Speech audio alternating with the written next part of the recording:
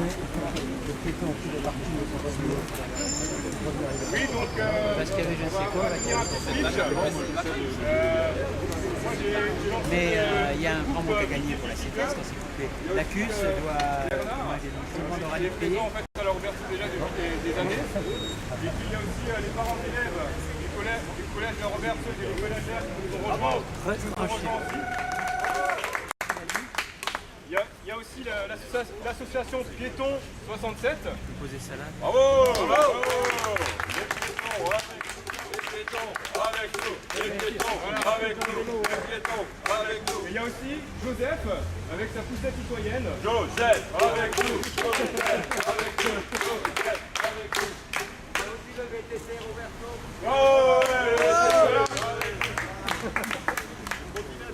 Voilà. Moi je vais juste 2-3 minutes. C'est vrai qu'à la Roberto on est vraiment démunis au niveau des pistes cyclables. Je dis bien des pistes cyclables, hein, pas des bandes cyclables. Et du coup en fait il y a vraiment les artères principales. Vous avez la rue Beuclin, vous avez la rue Mélanie, vous avez rue de la Venzeno, vous avez rue de Lille. Et tout ça fait 4200 mètres. Et donc c'est les tronçons les plus fréquentés par les automobilistes et par les cyclistes. Et il n'y a rien sur ces tronçons. Donc c'est 4200 mètres. C'est pas juste la rue Beuclin. Donc nos revendications, nos observations, c'est 4200 mètres qu'il faut résoudre. Donc notamment à peu près, juste les pistes cyclables à 3 millions d'euros. Et après évidemment il y a d'autres aménagements à faire au niveau de la voirie, il y a des modifications de la voirie. Ça fait à peu près 5 millions d'euros. En tout 10 millions d'euros pour les 4200 mètres de danger. Donc après vous avez aussi l'école européenne. Je reviens en fait aussi sur le coût que les Strasbourgeois ont payé de leur poche en fait pour l'école européenne. L'école européenne c'est 17 millions. Vous avez la prochaine extension de tram, c'est 25 millions. Donc on arrive, plus bon, le lieu d'Europe c'est 1 million de la poche des Strasbourgeois. Donc on arrive à peu près à 50 millions. Donc j'ai rien contre tout ça. Au contraire, il faut être complémentaire. Mais je trouve qu'il y a une priorité, c'est la sécurité. La sécurité doit être mise en avant. Et notamment, il y a un laisser-aller. On est vraiment, comme tu avais dit Bernard, on est les oubliés en fait. Les cyclistes en fait de la Roberto. Et du coup, en tout cas, merci d'être venu pour cette 4e. Et il y aura peut-être une 5e manifestation avec aussi des percussions. Donc, je laisse la parole aussi à Bernard. Bravo! Bravo! Bravo!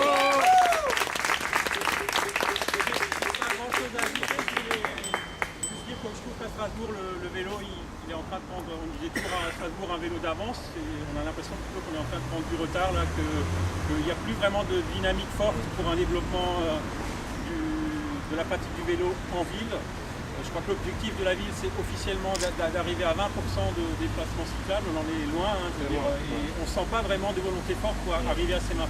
Et bon, la Roberto fait partie, et bien sûr inclus là-dedans, et même plus mal servi que les autres encore, je dirais, parce que... Et pour revenir à la rue Beuclin, qui est quand même un peu le nœud du problème, je crois qu'on présente souvent ce qu'on nous présente comme solution maintenant, c'est la zone bleue. On va dire on va faire une zone bleue, ça veut dire, c'est encore un appel ça veut dire les voitures, venez vous stationner, vous aurez de la place quand vous voulez. Et si on ne fait pas en complément de cette zone bleue quelque chose pour les développements doux, pour les piétons, pour les cyclistes, je crois que cette zone bleue, il faut être contre en fait. S'il n'y a pas de mesure compensatoire par rapport à la mise en place d'une zone bleue, si en compensation on n'a pas quelque chose qui favorise aussi le développement du vélo, c'est simplement dire aux voitures, venez vous garer à n'importe quelle heure, vous aurez toujours de la place rue Beuclin, et c'est encore une fois développer l'usage de la voiture pour des déplacements de proximité. Et encore une fois, la machine la plus performante pour les déplacements de proximité, on n'a pas besoin de l'inventer, elle existe, c'est le vélo. Voilà. C'est le vélo, c'est écologique. C'est vraiment l'investissement pour le vélo, c'est l'investissement pour la santé, pour la mobilité. Et voilà, donc dans les millions d'euros, des fois on pense que c'est beaucoup d'investir des millions d'euros pour le vélo, mais en fait on investit dans la santé des gens, on investit dans la lutte contre la pollution, on investit dans la mobilité aussi. Et voilà. Et ce combat, c'est celui qu'on mène avec Vélage depuis longtemps. Donc, je suis content qu'il y ait des jeunes derrière qui reprennent un peu le combat. C'est vrai qu'on était un peu fatigué à Vélage à force de répéter les mêmes choses. Le discours ne passe pas, et donc voilà, bravo à Guillaume pour tout ce qu'il fait actuellement. Alors,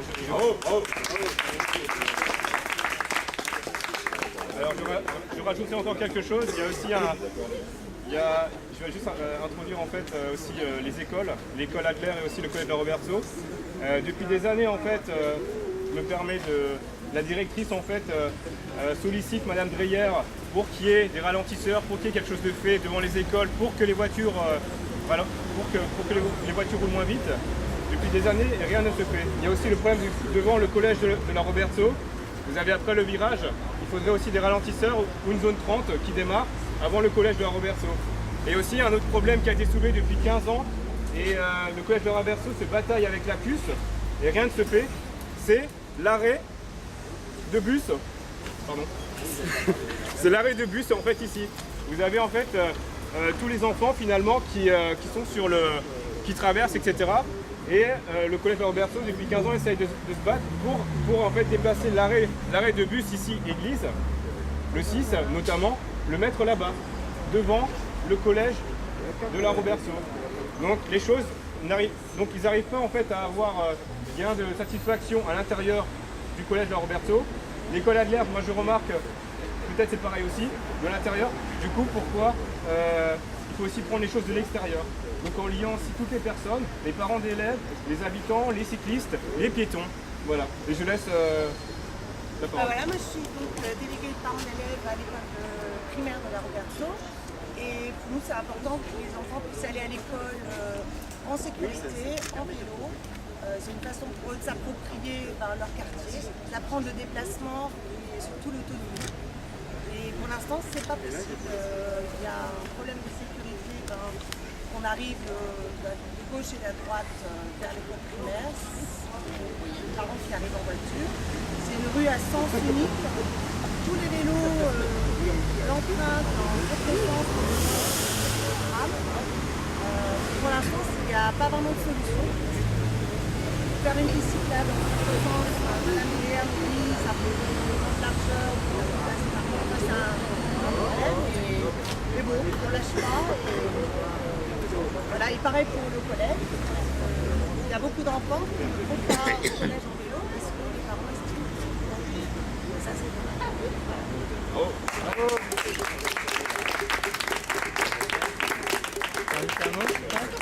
Il y a aussi donc l'association Péton 67 en fait qui j'ai simplement en fait je suis allé vers eux pour voir un peu aussi ce qu'ils faisaient donc à Strasbourg, et c'est vrai donc par rapport à l'arrêt de bus notamment, par rapport à certains en fait passages piétons aussi où parfois ça peut être risqué de traverser pour le commun des mortels.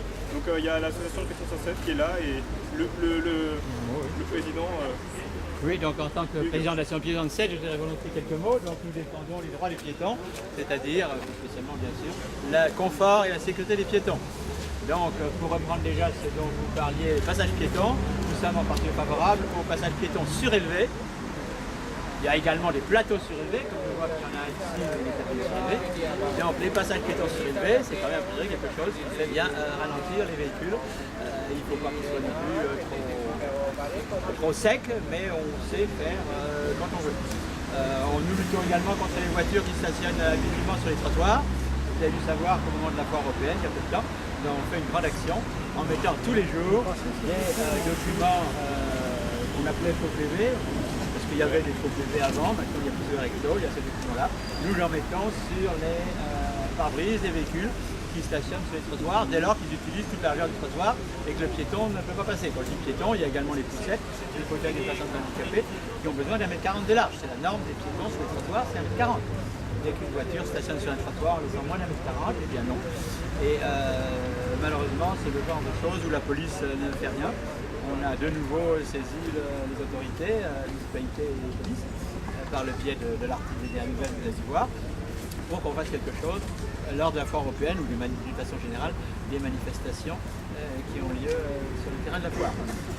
Mais ça c'est historique, tandis que le stationnement sur les trottoirs dans les quartiers, c'est quotidiennement. Alors quand vous dites à quelqu'un qui met sa voiture devant une boulangerie ou un tabac, j'en ai pour 2 minutes, c'est j'en ai pour 2 minutes multiplié par le nombre de clients dans la journée, ça veut dire que quasiment la moitié du temps d'ouverture du commerce, une voiture stationne sur le trottoir devant le magasin. C'est pas admissible. Donc on essaye de se faire entendre auprès de la municipalité, c'est pas évident, mais on est un petit groupe qui cherchons à faire les choses. la Défense, le confort et la sécurité. On va être à votre disposition. On regarde ici dans le quartier. Ils sont moins le quartier d'Arberso que d'autres à Strasbourg, donc ils ne sont pas ici, mais il y a souvent des choses à faire. J'ai bien vu que l'adjoint au maire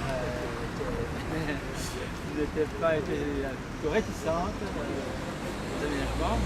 Pour les piétons, il y a des aménagements qui peuvent être faits à moindre coût. Et faire passer la police de temps en temps pour vérifier les voitures sur le trottoir, ça n'a pas de coût. Merci. Bravo, merci.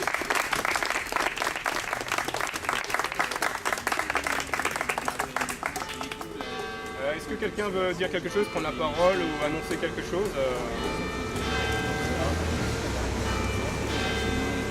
Est-ce qu'il y a une de voiture sur les trottoirs où on pourrait faire une action symbolique en mettant des tracts maintenant? devant le marché. Le marché là, on va y aller. Donc, Samedi matin, c'est l'anarchie la plus totale, il y avait les bagnoles. Guillaume, là on va à pied ou en vélo maintenant? donc, Oui. On pousse les vélos là? Comment? On pousse les vélos jusqu'au marché. voilà, donc maintenant c'est